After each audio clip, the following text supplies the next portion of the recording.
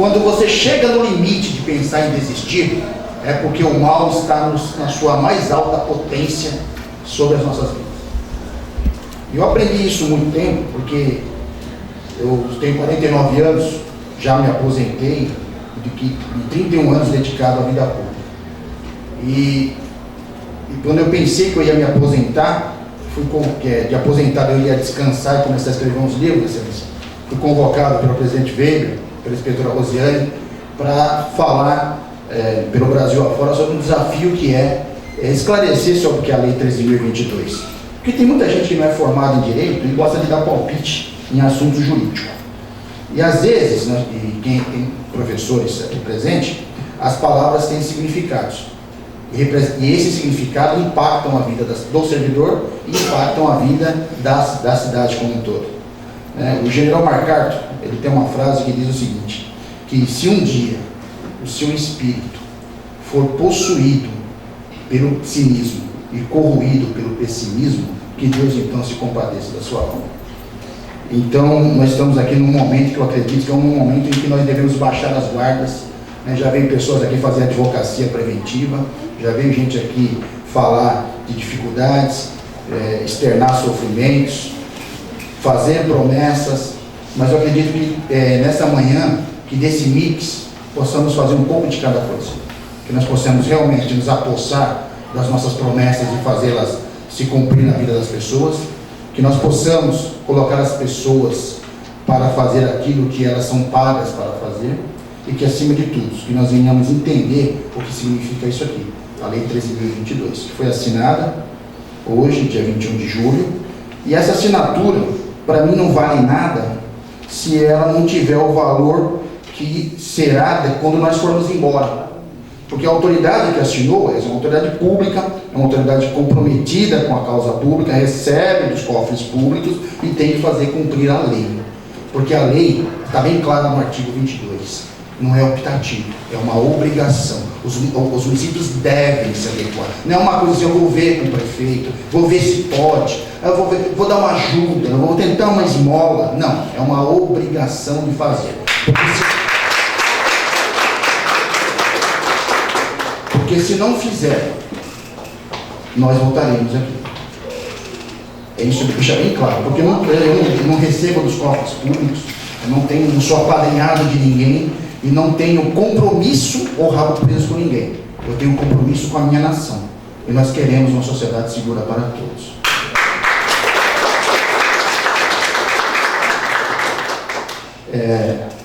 Nós não estamos aqui para falar de segurança pública, senhores. Nós estamos aqui para falar de armas, nós estamos aqui para falar de qualidade de vida.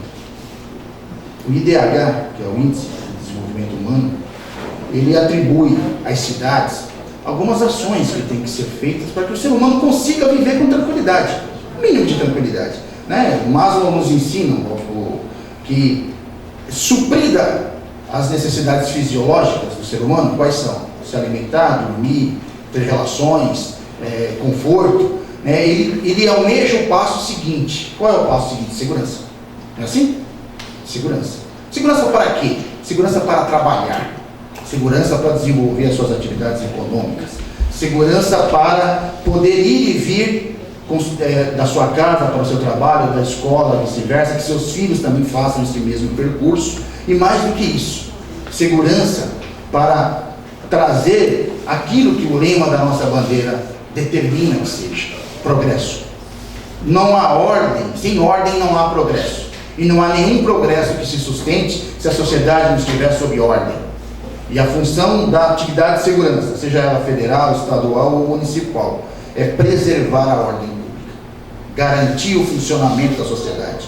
Que aquele cidadão simples, que tenha um rádio na sua casa, um CD, um veículo, ele possa usufruir do seu bem, porque trabalhou honestamente para isso. Que aquele comerciante não precise fechar as suas portas, porque todo dia aparece lá um vagabundo com um facão, com uma arma, e leva aquela férias no dia, que ele, de maneira suada, recolhendo seus impostos, empregando pessoas e contribuindo com o progresso da cidade, ele tenha levado de maneira muito fácil aquilo que alguém que não escolheu trabalhar levou, que não lhe pertence. E, obviamente, nós temos que trabalhar com funções que são funções específicas de cada ordem.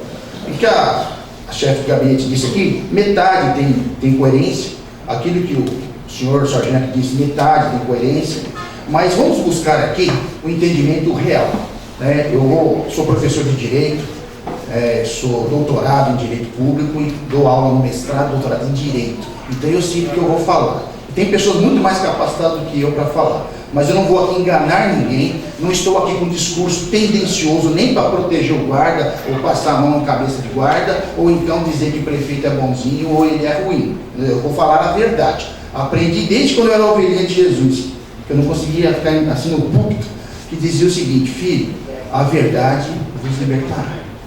Vai libertar. A ideia nossa aqui nessa manhã é tirar as escamas dos olhos do gestor público.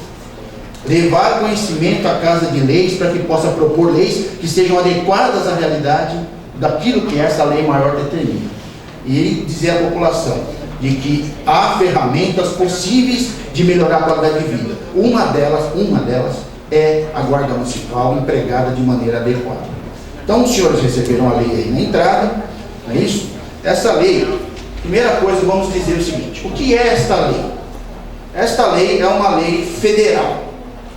Ela não precisa de regulamentação, ela não depende de mais nada, ela simplesmente já está em vigor desde o dia 8 de agosto do ano passado. A Lei Federal 13.022, publicada no Diário Oficial dia 12 de agosto de 2014, ela cria o Estatuto Geral das Guardas Municipais. Assim como é o Estatuto da Criança e do Adolescente, o Estatuto do Idoso, a Lei Maria da Penha, o Estatuto das Cidades, que são leis especiais, assim também é, do mesmo nível de importância, o Estatuto Geral das Guardas Municipais. Esse Estatuto, ele inova a visão legal que o município deve ter sobre a atividade do guarda, sobre as atividades de segurança pública e cria as obrigações de fazer na parte estrutural, senhora como chefe de gabinete, a parte legal, vossas excelências como vereadores, e a parte operacional, os gestores que comandam a instituição ou que virão a comandar a instituição Guarda Municipal. Em 1988, como bem disse vossa excelência, nós tínhamos uma sociedade. Qual era a sociedade de 88? Porque eu gosto de fazer análise na linha do tempo. Tudo acontece na linha do tempo e tudo é história, certo? Tudo é história. Então, eu tenho 49 anos, então eu não vivi o regime militar porque 66, né, até 76, quando começou o processo de mudança de regime, eu era um moleque. Eu empinava pipa, né, roubava goiaba e só isso, né? E via as mulheres peladas no rio tomar banho lá em Pernambuco. Então, era o que eu fazia quando era criança. Por quê? Porque não tinha nada para fazer, excelência. Não tinha, era vai brincar de pneu, jogar pilha, bolinha e tal. Não estava nem aí quem estava no governo. Mas na minha casa tinha uma foto da minha mãe que acendia uma vela para ele, parecia um santo, General Humberto de Alencar, Castelo Branco. Estava vindo lá na parede, ela não sabia nem quem era o camarada. Mas era o nosso chefe supremo. A sociedade vivia sob uma pressão terrível, né? Os poderes não podiam se manifestar porque não havia liberdade de expressão, liberdade de pensamento, e por conta disso construiu-se um modelo de polícia essencialmente repressiva. Qual que era o modelo de polícia? Era uma polícia que trabalhava para o governo e ela não tinha por função servir e proteger, tinha como função perseguir aquele cidadão que pensava diferente do regime dominante. Então nós tínhamos uma polícia ostensiva. Prestem atenção no que eu estou dizendo, porque nós vamos mudar o conceito mais adiante na minha fala. Nós tínhamos um conceito de polícia repressiva, ostensiva, repressiva, onde a atividade fim era eliminar o inimigo do Estado. E quem era o inimigo do Estado? O cidadão que pagava imposto e que não concordava ser oprimido. Que não concordava que esse regime assim, ele devia caminhar um pouco para lá, para cá, e se você, na sua exposição pública da sua ideia, você era taxado de subversivo. Né? E também, né, professor, nós vivíamos em um tempo onde o mundo era polarizado. Nós tínhamos de um lado o Ocidente, não é isso? Defendido pela OTAN, Organização do Tratado do Atlântico Norte, forças militares, não é isso? E do outro lado nós tínhamos lá, né, a União das Repúblicas Socialistas Soviéticas com o comunismo. Então era comunismo versus capitalismo, né? E aí era a briga do quê? Do dinheiro impondo sobre o cidadão mais uma vez, a possibilidade de olhar as relações sociais de maneira mais democratizada, de maneira mais pulverizada. E assim foi, senhores. E em 1988, nós, pensem, senhores, que dia 4 de outubro de 88, nós éramos, digamos assim, gerenciados por uma doutrina de exceção. E no dia 5 de outubro de 88, acordamos democráticos. Como é que alguém acorda democrático? Nós acordamos, não é isso? Nós dormimos sob a pressão e acordamos democrático. É a mesma coisa dessa lei. O camarada era vigia e aí acordou policial. Então nós precisamos parar, estabelecer o raciocínio para quê? Para verificarmos o norte. Precisamos ajustar a nossa bússola, verificar o nosso azimuth e para onde estamos indo. Porque essa nova direção impõe responsabilidades, impõe custos, mas impõe também obrigações de fazer. Não é algo que é facultativo, é algo que eu não posso me eximir de executar. Então, a sociedade de 88 era uma sociedade como? Uma sociedade que não tinha noção ainda do que era ser livre, do que era se expressar, do que era, e muito menos do conceito do que é cidadania, muito longe do conceito do que são os direitos humanos. E adaptar a polícia a esse novo momento de democracia é algo que nós não conseguimos até hoje. Porque ainda há um resquício dessa atividade policial que ainda tenta impor a força sobre o diálogo, que ainda olha o cidadão como inimigo. Peço ao senhor se colabora, porque eu não gostaria de... Acho que eu estou usando o som que é exatamente para evitar de gritar. Porque esse é um momento, senhor, é um momento único. Está calor, eu estou de terno, eu sei que está desconfortável, mas eu não gostaria que nenhum, porque eu sou um professor chato. Eu não gostaria que nenhum de nós saíssemos aqui faltando informação. Então a informação qual é? É que é o seguinte, nós, sociedade democrática, nós, povo, nós, governo, nós precisamos construir uma nova polícia.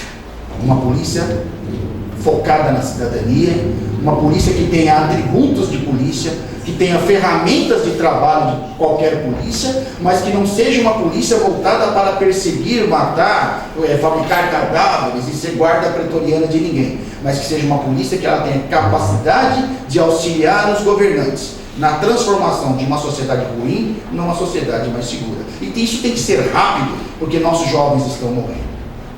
A maioria dos índices de mortalidade nesse país se dá de jovens de 16 a 24 anos. Aí você olha o IBGE, numa estatística muito fajuta, ela fala assim que a nossa sociedade está ficando velha. E eu estou nessa pegada também, né? Está ficando velha, por quê? Porque tem mais idosos do que jovens. É lógico que tem. O idoso está vivendo 80 e o jovem está morrendo com 16.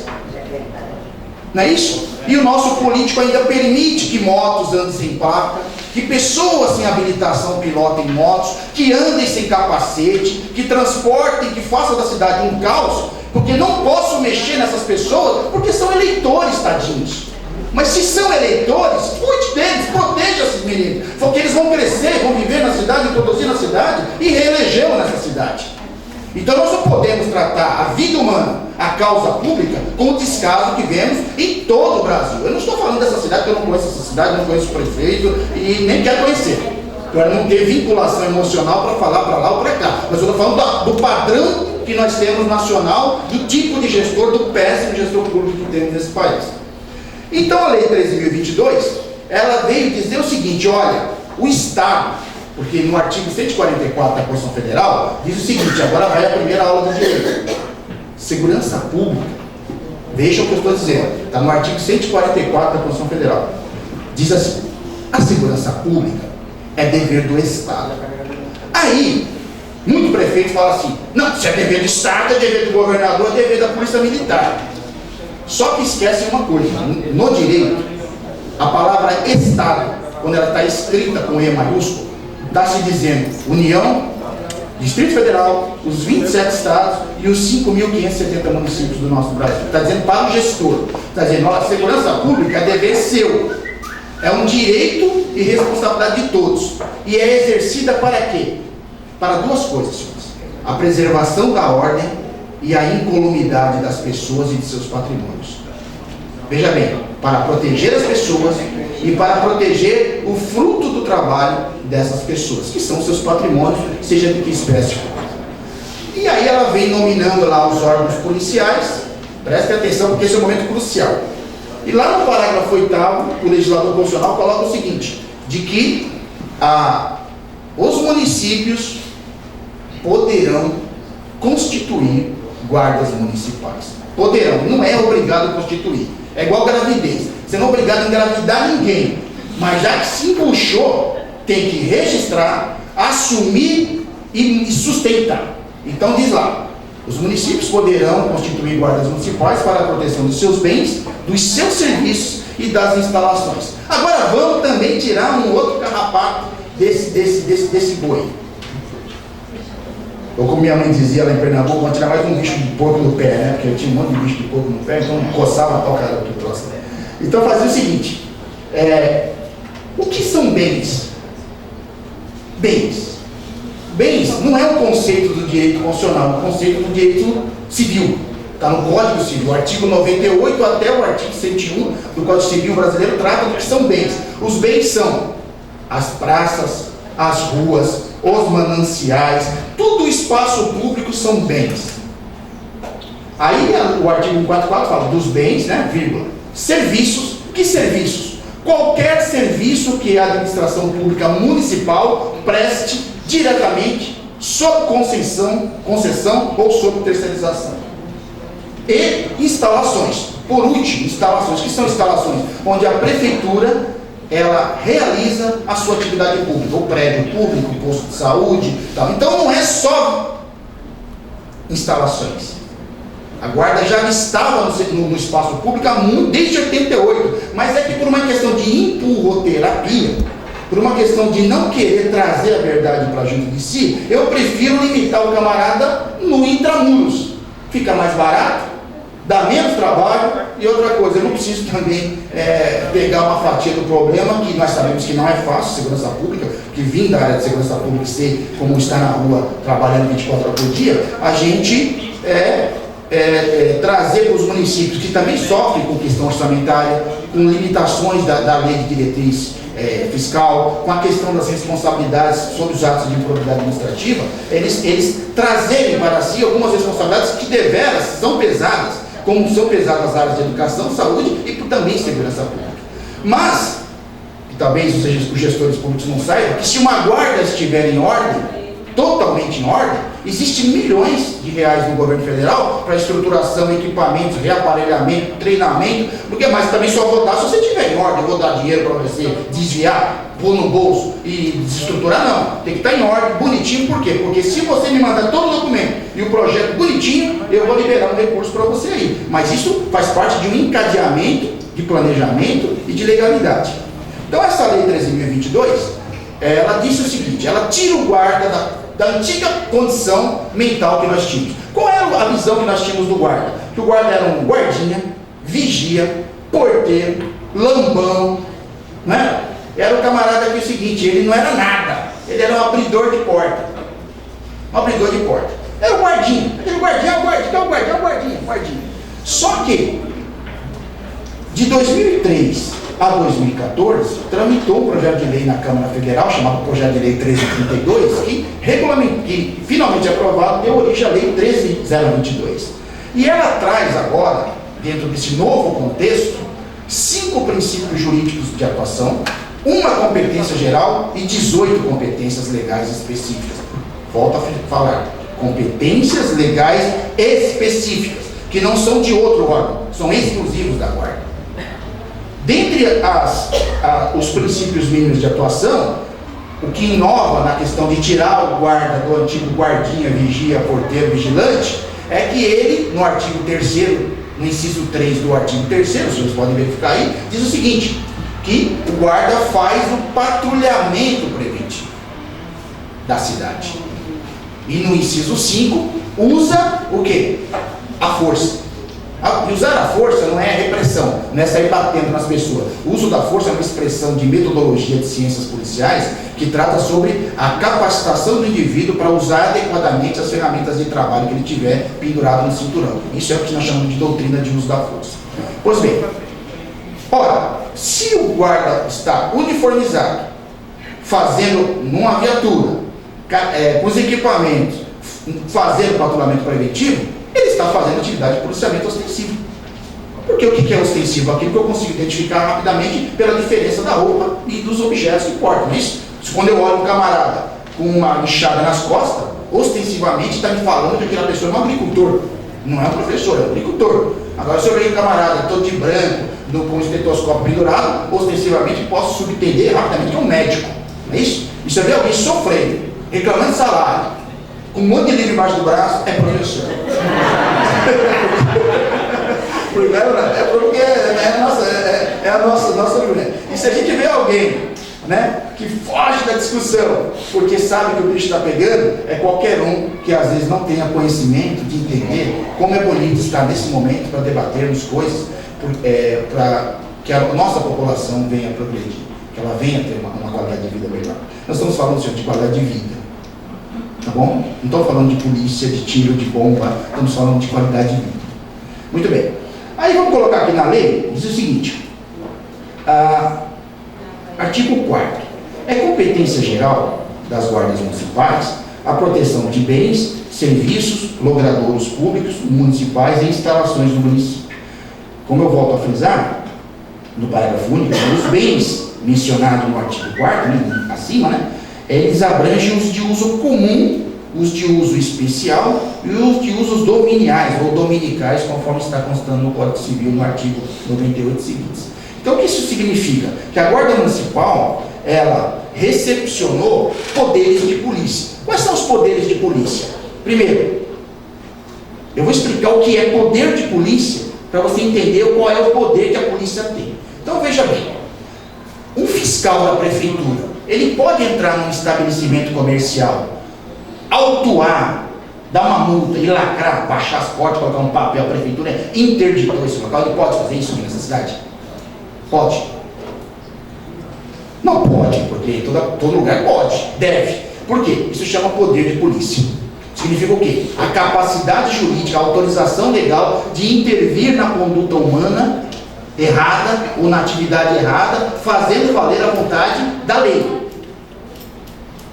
O policial militar, ele pode abordar uma pessoa na rua, dizer, parado, polícia, desce do veículo, põe as mãos para cima e revistar a pessoa, revistar o veículo? Pode. Porque ele não tem, o policial militar ele não tem poder.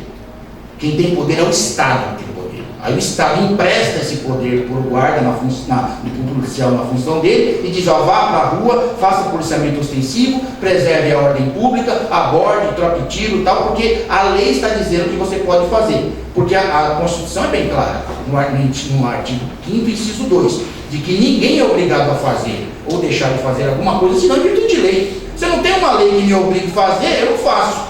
E se tem uma lei que diz que eu não posso fazer, então eu não faço. Não é assim? Senão, o negócio vira a casa da mãe Joana.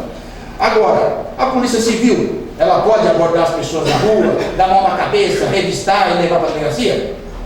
Né? Poder pode, não é a atividade dela, mas tudo bem, pode. O guarda municipal, ele pode abordar as pessoas na rua, dar a mão na cabeça, revistar a pessoa, em caso de flagrante delito, algemá-la e conduzir à presença da autoridade judiciária? Pode?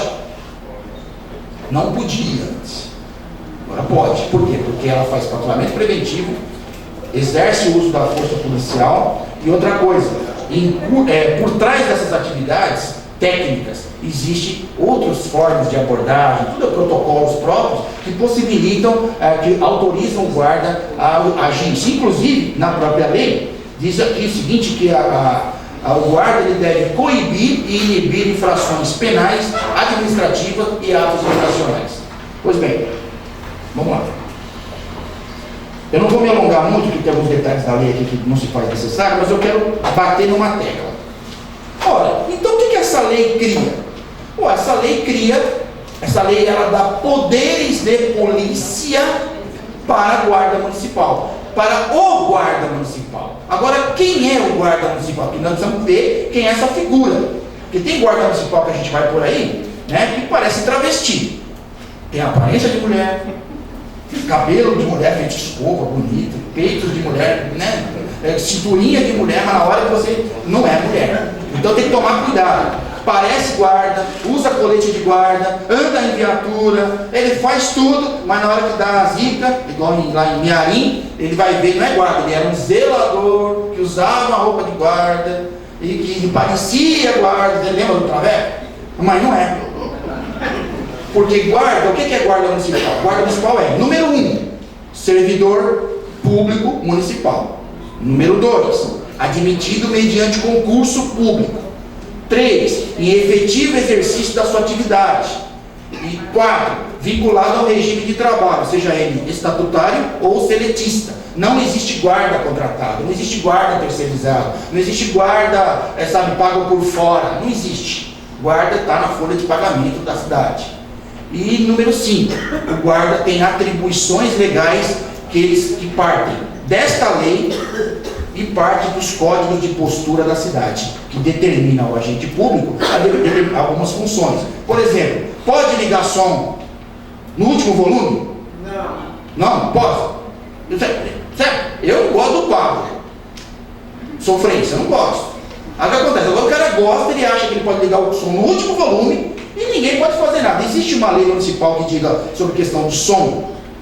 Tem. Essa lei diz que não pode ligar o som no último volume e diz que o guarda municipal deverá exercer a fiscalização desta lei. Ponto. O que essa lei está dizendo? Está dizendo que está dando poder de polícia administrativa para o guarda, em nome da municipalidade, fazer a intervenção policial, a abordagem, a verificação e até a apreensão do veículo ao pátio, para que ele, não é isso, cumpra a lei. Mesma coisa com outras ações que a prefeitura julgue pertinente e queira aplicar a guarda. Então, na realidade, a Lei 13.022, ela é uma grande carta de princípios legais, obviamente, para que agora o gestor tem que olhar e verificar o seguinte. Primeiro, perguntas que o gestor tem que fazer.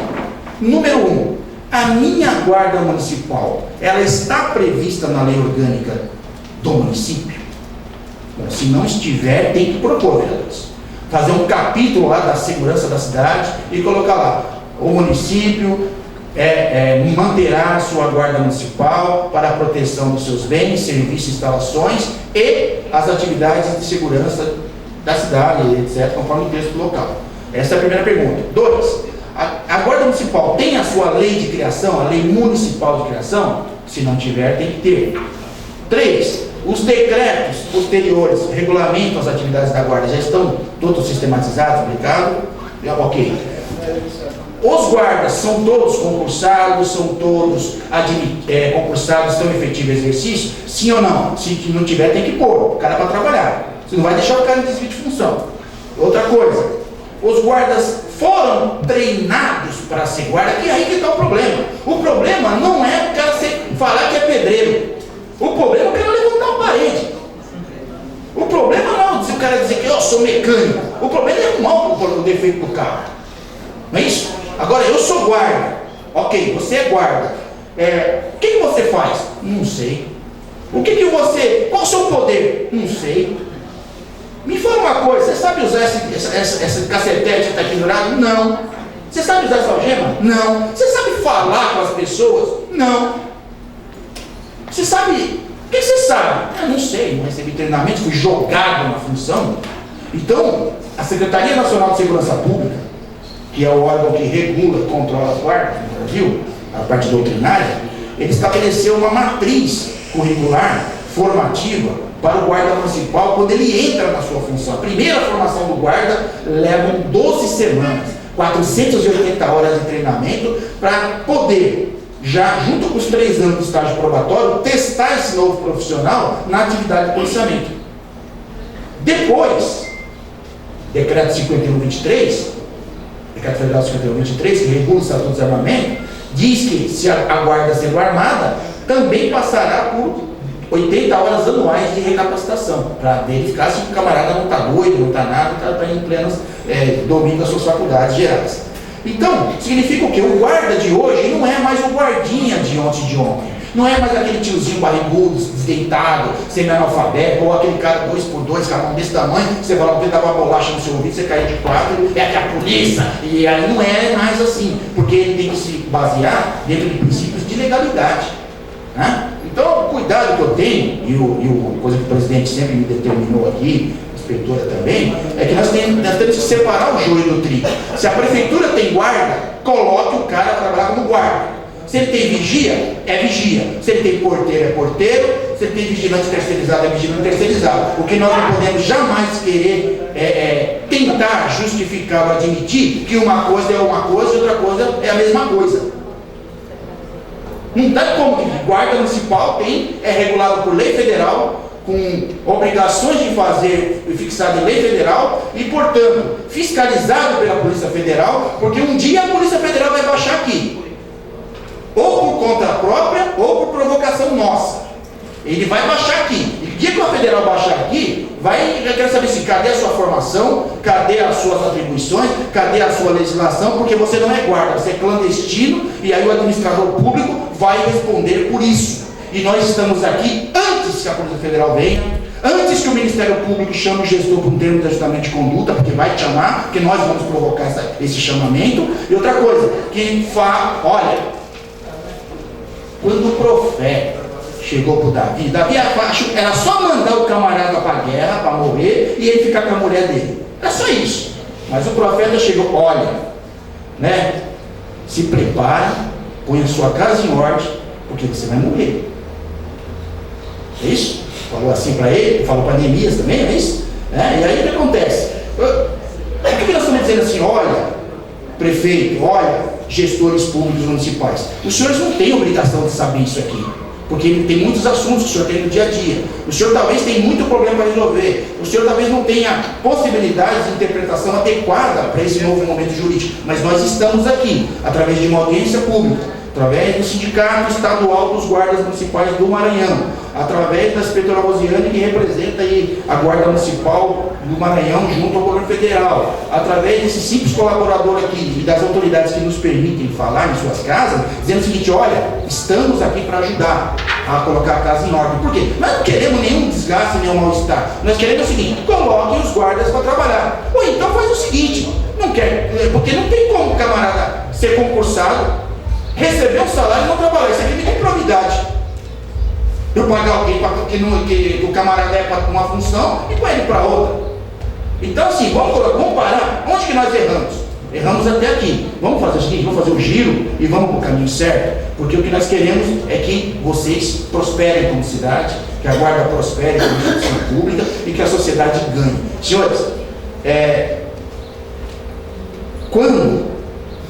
quando aqui no artigo 5º, inciso 2, o legislador coloca aqui, é competência específica da Guarda Municipal prevenir e inibir pela presença e vigilância, bem como coibir infrações penais ou administrativas e atos infracionais que atente contra os bens, serviços e instalações municipais, ele coloca a guarda numa situação jurídica também muito delicada, porque as guardas também não estão preparadas para esse novo desafio, porque pegou a todos de surpresa, pegou o legislador municipal, pegou a nós, comunidade acadêmica que pensa o sistema de segurança pública, pegou os próprios gestores com as limitações financeiras que tem em todos os municípios, tem assim, está ruim e está ficando cada dia pior, mas é o seguinte, mas também no artigo 22, os senhores podem ler lá, ele colocou um prazo fatal, ele diz o seguinte, aplica-se esta lei a todas as guardas municipais existente na data da sua publicação. A minha pergunta é, esta guarda existia dia 8 de agosto de 2014? Então é para ela essa lei. Diz assim, e cujas disposições devem adaptar-se no prazo de 2 anos. Quando termina esse prazo? Dia 12 de agosto de 2016. Temos pouco tempo, senhores. E outra coisa, o que está acontecendo em agosto de 2016 no Brasil inteiro? Campanha política. O nego está querendo se reeleger, querendo fazer sucessor, o outro está querendo tomar o lugar do outro, ele não interessa, não é problema meu. O meu problema é o seguinte, alguém vai parar a campanha política para ver se guarda está sendo uniforme? Alguém vai parar a campanha política para saber se existe uma lei orgânica, não existe? Não, está tudo parado, cada um está correndo atrás do seu quadrado, e isso é um processo democrático, tem que ser feito dessa forma. Mas será que nós não podemos nos antecipar algumas questões? Por exemplo, 98% do que essa lei determina não é custo, é boa vontade. Ora, fazer uma lei, publicar, adaptar o estatuto, fazer isso aí é coisa que é burocrática. O cara com notebook, ele faz isso. Agora, o que vai representar